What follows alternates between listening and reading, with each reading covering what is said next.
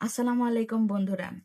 আজকে আমরা খুব সহজ পদ্ধতিতে কিভাবে চারটা চিহ্ন যেমন যোগ বিয়োগ গুণ ভাগ থাকলে কোনটার কাজ আগে করতে হবে সেটা দেখব, কারণ অধিকাংশ মানুষেরা ভুল করে থাকে এই জিনিসটা। তো এখানে এখানে চারটা চিহ্ন দেওয়া আছে, তো আমরা কোনটার কাজ আগে করব। তো আমরা একটা অঙ্ক উঠাই নিছি, তো এটা এখন আমরা শুরু করব। তো এক্ষেত্রে প্রথমে ভাগের কাজ করতে হয়। তো আমরা সাইটে লিখে দিলাম, প্রথমে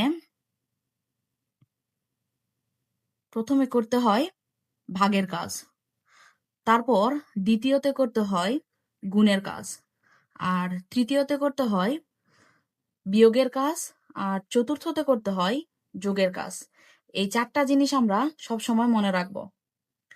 তো এখানে অঙ্কটা আমরা একটু উঠায় নিব, কারণ আমাদের সবার আগে ভাগের কাজ করতে হবে। তো এখানে আছে 2 যোগ 3 গুণ 4 মাইনাস, যেহেতু আমরা ভাগের কাজ আগে করব সেক্ষেত্রে মনে রাখার খাতিরে আমরা ব্র্যাকেট দিতেই পারি। তো দিয়ে আগে ভাগের কাজ করলে 6 ভাগ 3 করলে হয় 2। তো আমাদের একটার কাজ শেষ।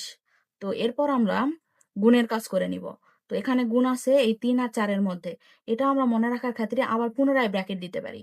তো 2 যোগ 3 আর 4 গুণ করলে হয় 3 4 12 মাইনাস 2।